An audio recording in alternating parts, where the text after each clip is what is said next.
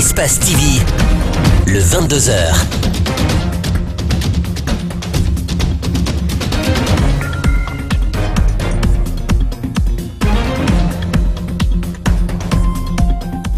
Au plaisir de vous retrouver dans cette édition d'information. Bonsoir à tous et bienvenue aux 22h. Voici le sommaire. Bientôt le démarrage de Guinée Airlines et la mise en navigation des bateaux-bus, annonce du ministre des Transports au cours d'une conférence de presse ce lundi.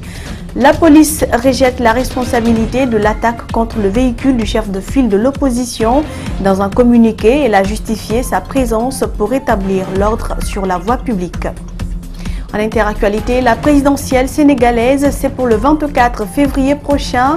Les débats restent alimentés par l'emploi jeune, l'écart Karim Wade et Khalifa Sall. Nos envoyés spéciaux depuis Dakar sont allés à la rencontre des citoyens que vous entendrez dans ce journal. La série de communications à laquelle se livrent les membres du gouvernement se poursuit depuis quelques semaines.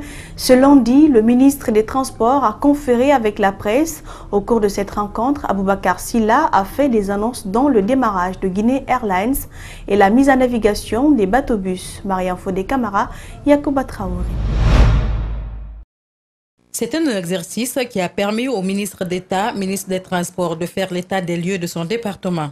Les acquis sont enregistrés, mais les défis restent énormes à tous les niveaux. Dans le domaine maritime, le renforcement des capacités du port autonome de Conakry, à l'image de certains de la sous-région, et la mise en circulation très prochaine des bateaux-bus sont entre autres défis à relever avant fin 2019.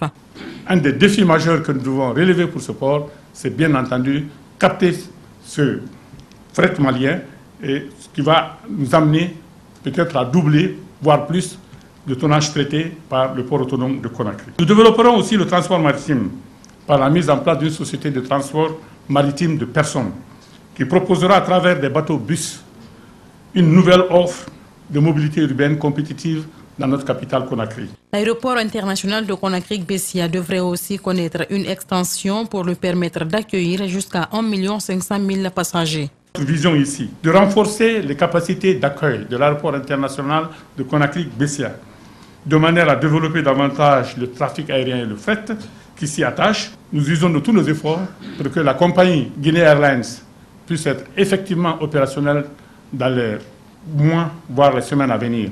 La traque contre les faux permis et des fausses cartes grises sera bientôt lancée. Il y a beaucoup de fausses cartes grises et nous allons, à partir des mois à venir, mettre un terme à cette situation. Nous allons avoir des cartes grises qui sont digitalisées, qui sont biométriques et qui vont nous permettre d'éviter, dans ce domaine, la fraude qui s'y est généralisée. Dans le domaine ferroviaire, la réhabilitation du chemin de fer à Conakry-Niger reste une nécessité. Autre vision du ministre, c'est l'exécution de la première phase du tronçon de 42 km Conakry-Gomboya, ce qui permettra de désenclaver le port sec de Kagbele. Les travaux des audiences criminelles se sont ouverts lundi à l'Abbé. 17 dossiers sont à juger. À l'entame, les juges de paix ont indiqué leur volonté d'appliquer la loi dans sa rigueur sur toutes ses formes.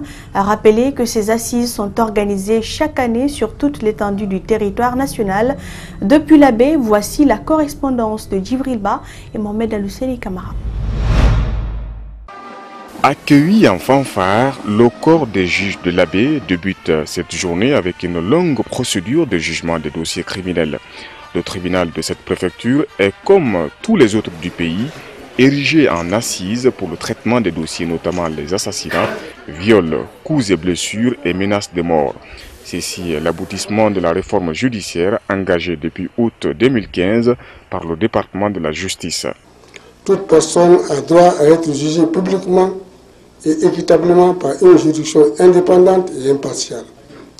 Deuxièmement, toute personne accusée d'une infraction est présumée innocente jusqu'à ce que sa culpabilité ait été légalement établie. L'Abbé est aussi cette localité confrontée à des fléaux comme le viol, le vol du bétail. Dans la foulée, les juges promettent de dire le droit sur des dossiers qui sont au nombre de 17. Je tiens à rassurer à tout un chacun que les principes du contradictoire et de la présomption d'innocence consacrés par les conventions internationales auxquelles la Guinée est partie, ainsi que les lois internes, dont la Constitution, le Code pénal et le Code de procédure pénale, sera respecté au cours de toute la procédure. Les présumés innocents, subjugués de l'importance accordée par les habitants à ce jugement, ont une seconde chance d'interjeter appel s'ils sont reconnus coupables.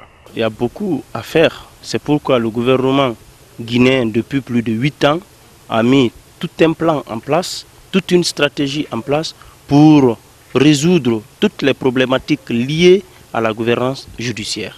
Parmi les 17 affaires, il y a 2 dossiers pour Tougué, 2 pour l'Elouma et 2 pour Mali, pour lesquels le tribunal criminel tiendra 3 audiences foraines dans ces préfectures. Le ministre de la Jeunesse a récemment entamé des rencontres d'échange avec les jeunes des communes de Conakry.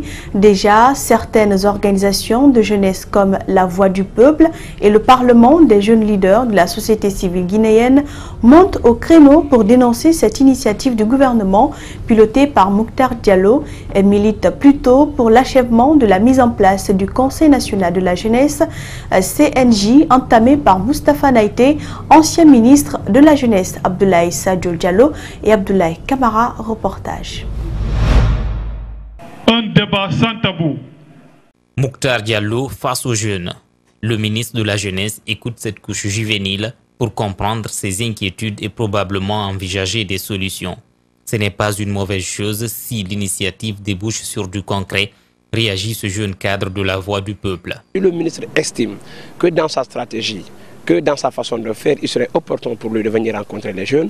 Nous ne pouvons que le saluer. D'ailleurs, chose qu'on a toujours réclamée, c'est ce dialogue entre gouvernants et gouvernés. Mais de l'autre côté, ce qui est important, la question qu'on doit se poser, c'est quel contenu qu'on donne à ces consultations. Quelle issue on donnera à ces consultations. Dans les rangs du Parlement des jeunes leaders de la société civile guinéenne, la nouvelle est mal accueillie et une prétendue mauvaise foi du département de la jeunesse dénoncée. Et lorsque nous apprenons à travers les médias qu'il y a une autre consultation qui s'effectue sur le terrain, je suis au regret de constater qu'il y a une mauvaise volonté, il y a un manque de volonté de mettre cette structure fêtière en place. Le ministère soit manque de volonté de mettre cette structure en place ou, à défaut de cela, souhaiterait passer clandestinement par des jeunes pour mettre la structure en place. De concert, nos interlocuteurs soutiennent que finaliser le processus de mise en place du Conseil national de la jeunesse CNJ, entamé par Moustapha Naïté, alors ministre de la Jeunesse, devait être la priorité du chef du département. Moi, je pense aujourd'hui la nécessité pour le ministre de la Jeunesse qui est là, M. Mokhtar Diallo. D'ailleurs, chose qui est consignée dans sa lettre de mission, c'est de voir l'aboutissement de la mise en place du CNJ. Le ministère de la Jeunesse aurait accepté humblement, non seulement de reprendre les activités là où on s'était limité, de recontacter toutes les structures qui avaient pris part aux différents ateliers et qui se sont appropriés des textes afin que cette structure-là voie le jour. L'administration guinéenne brille par sa discontinuité, s'offusque ces jeunes.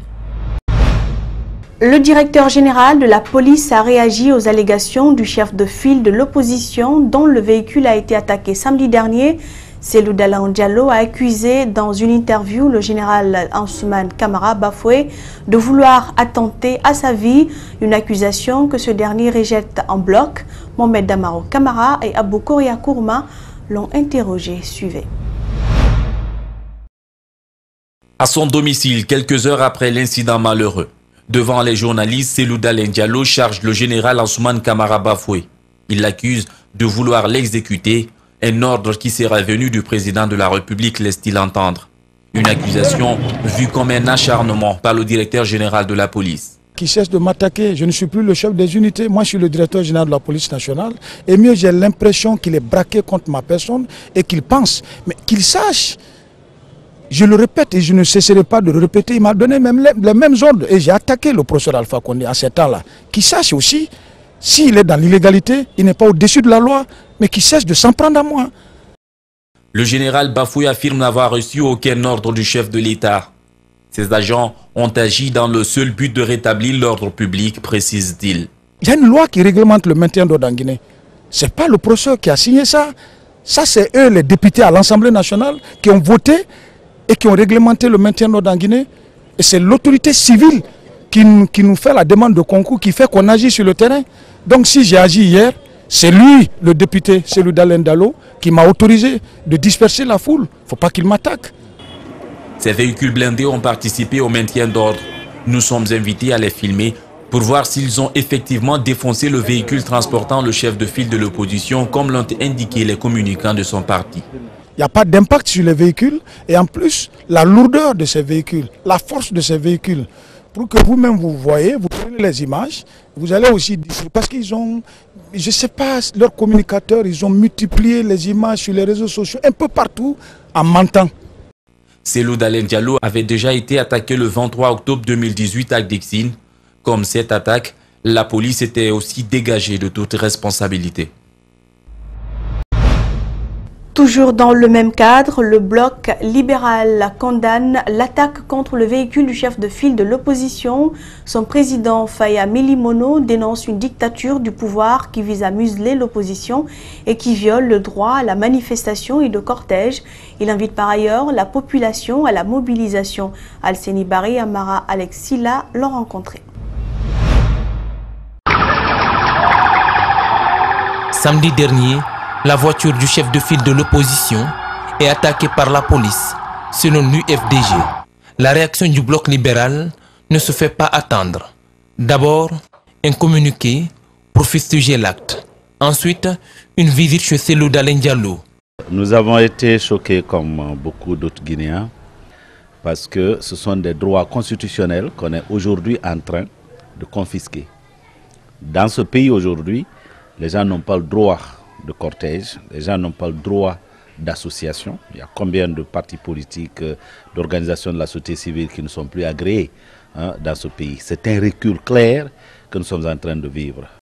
Cette attaque est la deuxième du genre, vécue par le chef de file de l'opposition. La première, Faya Milimono était dans le cortège. Les mots sont lourds, il parle de dictature et appelle à la mobilisation citoyenne. On ne peut pas tirer un projectile contre une voiture dont on sait que M. X et M. Y sont dans cette voiture et dire c'est pas lui qu'on a visé. Mais écoutez, qu'on sorte de la démagogie, nous disons au peuple de Guinée, qu'est-ce qu'on fait avec une dictature? On la chasse. Le leader du bloc libéral est ferme et catégorique. Pas de troisième mandat. Les députés ne doivent pas siéger.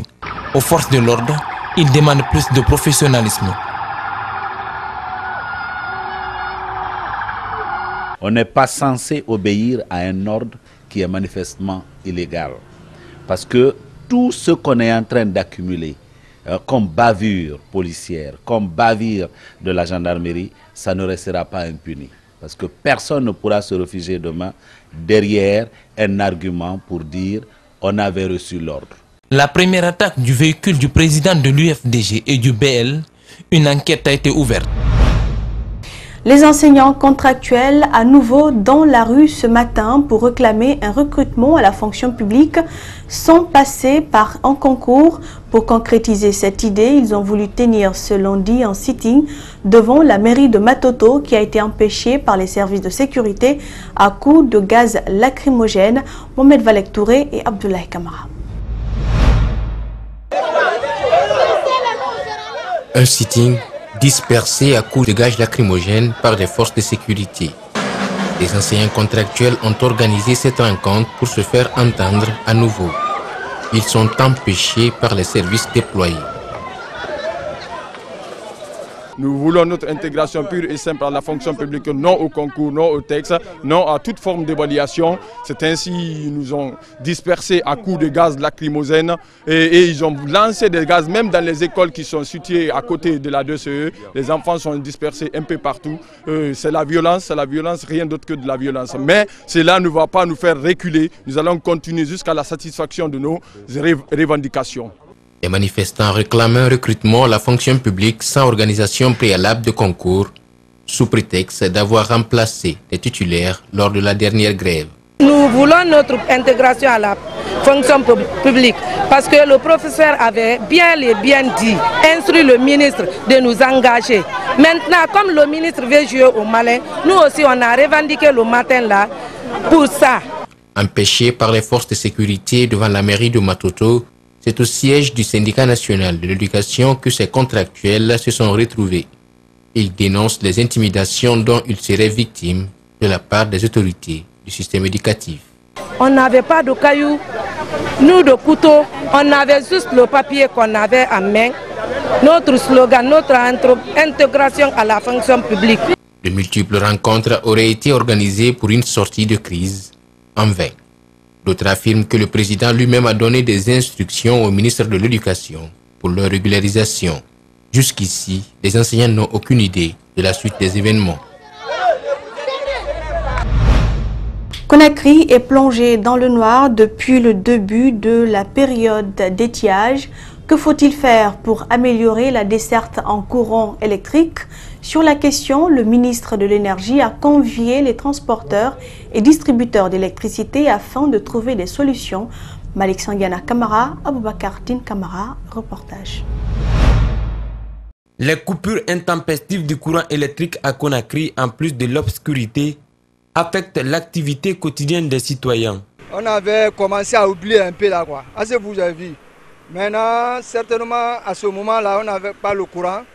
Nous-mêmes, les ouvriers, là, ça nous fatigue. Les causes de ce manque d'électricité sont diverses selon l'administrateur DDG qui étale ses problèmes au ministre de l'Énergie dans le but de trouver des solutions. Nous avons un niveau de barrage qui devient de plus en plus bas. On doit gérer donc, notre réservoir d'eau disponible et nous devons aussi gérer le couple hydroélectrique entre Garaferi et Caleta qui fait que la production maximum que nous pouvons disposer en cette période d'étiage où les apports sont quasi nuls est de maximum, par exemple à Caleta on atteint un maximum 75 MW pendant la phase de pointe. Voilà, donc ceci a été aussi, nous avons aussi un incident ponctuel, il y a aussi l'arrêt d'une centrale G2, une centrale de 36 MW. Le besoin est urgent quant à la desserte du courant. Des engagements ont été pris par le ministère de l'Énergie pour faire face aux soucis techniques évoqués par les fournisseurs privés d'électricité. Les installations qui ne sont pas aujourd'hui en marche comme chez les opérateurs privés, essayer de les sensibiliser, les convoquer et parler avec eux. Mais ce qui est clair, c'est que la desserte, l'amélioration de la desserte en fonction de la qualité des équipements qui étaient en panne, va se faire sentir. L'exploitation des centrales thermiques à cette période d'étiage, selon les techniciens, est une nécessité en attendant la saison des grandes pluies pour faire fonctionner pleinement le barrage Caleta. De nouveaux étudiants sur le marché de l'emploi, c'est à l'université Gamal Abdel Nasser de Conakry. 5 promotions sortantes ont reçu leur diplôme ce dimanche 16 février. La première dame de la République a été choisie pour porter le nom de ces promotions qui s'appelle désormais Adjadjene Kaba Kandé. Ces étudiants ont choisi Lamine Girassi comme parrain. Antoine Kourma, Djibril Kaba Kamara. Ce sont des étudiants des options biochimie, chimie, biologie, mathématiques et physique qui ont reçu leur diplôme en présence de leurs proches et des invités. Ils sont conscients des difficultés qui les attendent sur le marché de l'emploi. Étudier plusieurs années et obtenir un diplôme de licence n'est pas une entreprise personnelle, ni un projet individuel. C'est un travail d'équipe dans lequel tout l'entourage de l'étudiant est impliqué et sollicité. L'inspecteur général du travail, invité à cette cérémonie, félicite les heureux récipiendaires, mais ne manque pas de leur rappeler les dures réalités du marché de l'emploi. C'est un grand parcours qui est déjà accompli. Les efforts que vous avez fournis pendant les 3 années ont été couronnés de succès. Aujourd'hui, vous allez recevoir un diplôme. Mais comme quelqu'un l'a déjà dit, le plus dur commence. Bienvenue au monde du travail. Parrain de ces différentes promotions, le PDG du groupe Adafo Média a tenu à encourager ces nouveaux poulains tout en leur prodiguant d'utiles et sages conseils. J'ai toujours dit qu'il faut plus partir dans le sens à dire qu'il faut se prendre en charge. Qu'est-ce qu'ils appellent se prendre en charge? C'est-à-dire oser créer de l'emploi. Parce que c'est jamais facile quand on sort d'université, avoir le premier boulot, c'est toujours difficile. Mais quand on est déterminé et qu'on sait ce qu'on veut finalement à la fin du compte, tout devient possible. Hadja Djene Kaba Kondé, c'est le nom que porteront désormais ces promotions sortantes de l'université Gamal Abdel Nasser de Conakry. La première dame a été représentée. Troisième étape de Halemfop Tour dans la sous-préfecture de Timi-Madina. Dans cette localité reconnue pour la culture de la pomme de terre, les animateurs de l'émission ont, au-delà des dénonciations, confronté les responsabilités locaux sur ces sujets épineux. Abdourahmane Ba et Tierno Sadouba. La maison des jeunes de Timi-Madina. À l'intérieur, les chroniqueurs de l'émission Halemfop face au public de la sous-préfecture. Comme le dit le concept, tout va se dire, surtout des sujets qui marquent l'actualité de la localité, notamment des conflits d'intérêts entre le directeur sous-préfectoral des jeunes et le responsable de la maison des jeunes.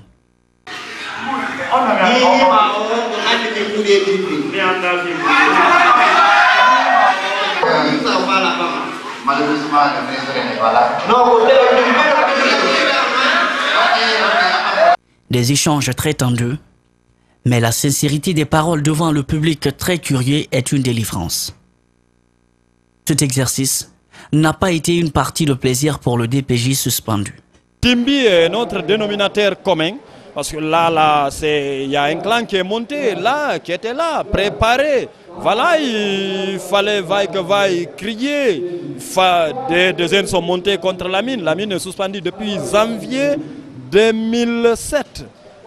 Pour ces animateurs, le contact entre dirigeants et dirigés a des enjeux importants, car c'est une occasion pour les citoyens de se faire entendre. Les populations elles-mêmes sont en mesure de poser directement leurs questions. Ça suscite l'opinion. Par exemple, le territoire de Timi-Madina, on dit que c'est l'une des sous-préfectures les plus développées de la Guinée. Et aujourd'hui, imaginez les chiffres qu'on vient d'annoncer ici par rapport au budget prévisionnel, c'est énorme. Ça dépasse même la commune urbaine de Labé, une commune qui est de type A. Labé, c'est 2 milliards et quelques. Timi-Madina, une commune rurale qui aspire même à être une préfecture, à un budget prévisionnel qui va au-delà de 3 milliards. Après l'étape de Timi-Madina, la sous-préfecture de Popodara va clôturer cette deuxième édition de Halemfop Tour le 24 février prochain. Pose de la première pierre de la construction d'une mosquée à Kounissa dans la sous-préfecture de Kolabouni à Boké.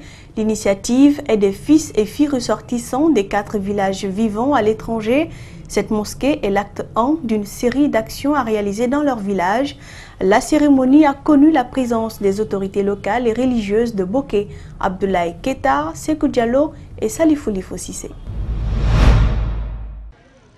Une grande mobilisation des fils musulmans, tous les villages ont répondu à l'appel de l'association des ressortissants guinéens de Kounissa, Faradala, Dar-Salam et Biguémi vivant en France.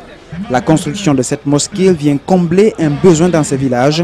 Le président de l'association espère voir achever cette mosquée au bout des 24 prochains mois. Vous savez, je ne suis pas architecte, mais si tous nos objectifs sont atteints, je crois que 2 ans c'est suffisant pour finir ce projet. Puisque c'est un projet associatif, un projet communautaire, ce n'est pas une seule personne qui finance ce projet-là. Donc nous avons des cotisations annuelles que les sociétaires payent. Et ce sont ces cotisations-là, avec l'aide des mécènes, qui nous permettent aujourd'hui de procéder à la pose de la première pierre. Je crois que si tout se passe bien, dans 2 ans, je crois que les travaux seront terminés. Les autorités religieuses se trouvent satisfaites de ce projet qui, selon elles, répond à une instruction divine et va contribuer à la promotion de la paix pour le pays. Le prophète sallallahu alayhi wa sallam, il a procédé à faire 3 choses. Les 10 années de la Mecque, il a appelé les gens à reconnaître l'existence de Dieu et son unicité, que Dieu est unique. Arrivé à Médine, le premier travail qu'il a commencé à faire, c'était la construction de sa mosquée bénite. Kounissa ici, C'est un village qui date longtemps, qui est là à pérenniser cette fraternité, l'entente entre tous les fils de ces 4 villages. L'ancienne mosquée avait été réalisée par sa famille. Le député maire de Boké se félicite de cette action à l'initiative des jeunes ressortissants de ces villages. Donc si ce jour-là, ce village béni de Diarra et implante cette nouvelle mosquée, je ne peux que me réjouir d'être présent ici parce que je suis sur la terre de mes grands-pères. Je suis très content et de tout ça, nous félicitons beaucoup les enfants de Kounissa et tout le Diarra de façon générale qui ont contribué à participer pour cette mosquée-là. La réalisation de l'édifice va coûter 350 000 €. À date, 125 000 ont été mobilisés. L'association compte sur toutes les bonnes volontés afin que ce projet s'achève. Un mot de sport dans cette édition. Le samedi dernier, les autorités sportives, culturelles, politiques et hommes de médias ont rendu un vibrant hommage à l'ancien président du AFIA 1977, Maurice Nkonkaba, décédé en 2015, a été aussi vice-président de la Fédération guinéenne de football. La cérémonie s'est déroulée à Kaloum. Le reportage est signé Moussa Kampossouma et Aboubakar Din Kamara. C'est un symposium organisé par le ministère des Sports, de la Culture et du Patrimoine historique à travers son secrétaire général Fodeba Istokera. Objectif, immortaliser la mémoire de l'ancien mécène du football et de la culture, Feu Maurice Nkonkaba. Cette retrouvaille a reconnu la présence des anciens gloires du AFIA 1977, des anciens journalistes sportifs et hommes de la culture qui ont fait des témoignages et des éloges sur Maurice Nkonkaba en présence de son épouse et quelques membres de sa famille. Il a tissé des relations d'une amitié profonde et durable avec les sommités du sport mondial. Le président Joao Abrange de la FIFA, Juan Antonio Samaranch du Comité international olympique, le président Ibn Kachouté Seba de la Conférence africaine de football.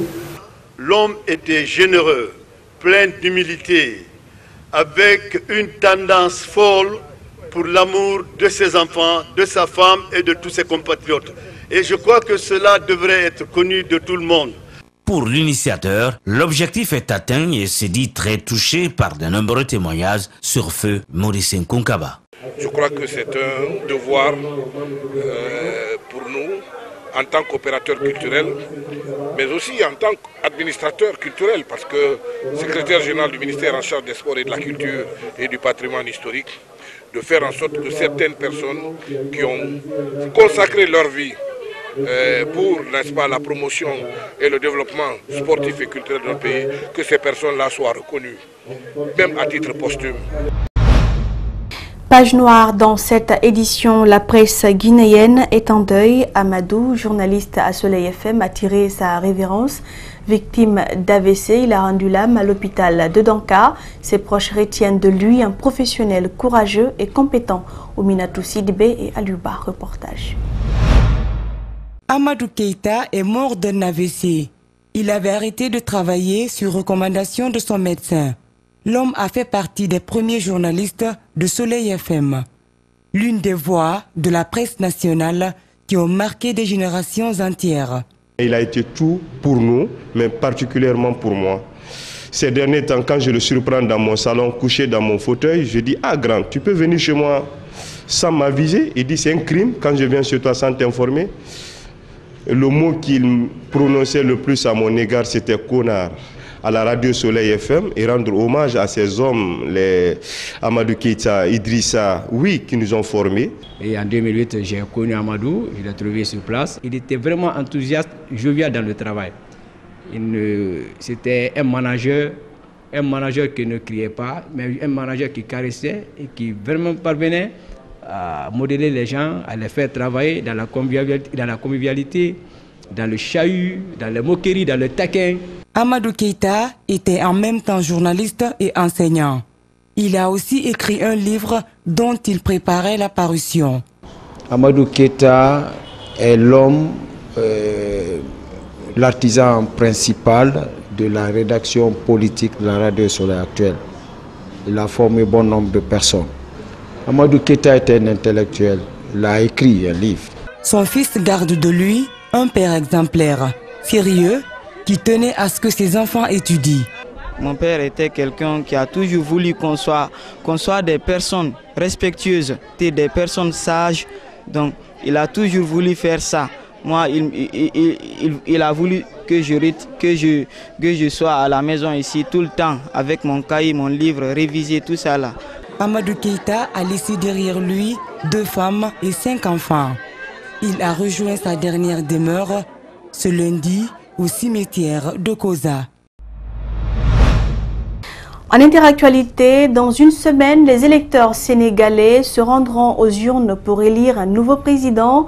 L'emploi jeune, les récentes déclarations d'Abdoulaye Wade et l'annulation des candidatures de Karim Wade et l'ancien maire de Dakar, Khalifa Sall, alimentent le débat. Nos envoyés spéciaux à Dakar ont tendu leur micro à des citoyens dans les rues de la capitale. C'est l'essentiel de ce grand format qu'ils vous proposent dans cette édition.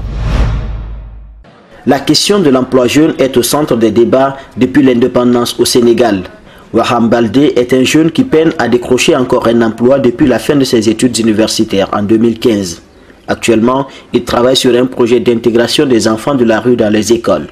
Rencontré ce dimanche sur la place de la Nation au quartier Koloban à Dakar, il aborde le sujet avec passion. J'aimerais bien faire passer un appel à tous les Africains pour qu'ils puissent venir en aide les enfants qui en ont besoin dans la rue. Cette préoccupation est bel et bien inscrite dans le programme des différents candidats en lice pour le scrutin du 24 février. Ce musicien en herbe n'y croit pas trop. Il estime que ce sont des promesses de campagne juste pour obtenir les voix des électeurs. Aussi, il trouve que les artistes sénégalais s'impliquent de plus en plus en politique à cause des valeurs qui ne fondent pas la République. Tous les candidats ont parlé de l'emploi des jeunes parce que c'est une problématique énorme au Sénégal. La majorité des jeunes n'ont pas de travail, c'est catastrophique. Alors que j'ai senti que pour qu'ils fassent une bonne politique, ils ont besoin de ces jeunes-là. Je sens qu'ils ont parlé des jeunes, mais est-ce qu'il y aura un suivi? Est-ce qu'il y aura une continuation? C'est ça mon problème. Et c'est dommage de voir un libre penseur, une personne qui doit apporter des solutions à la population, à la jeunesse en temps de faiblesse, de leur voir prendre parti par rapport à la politique politicienne. Quand je parle à la politique politicienne, c'est la politique des présidents africains. La politique, on vous fait des promesses, mais après vous n'allez rien voir.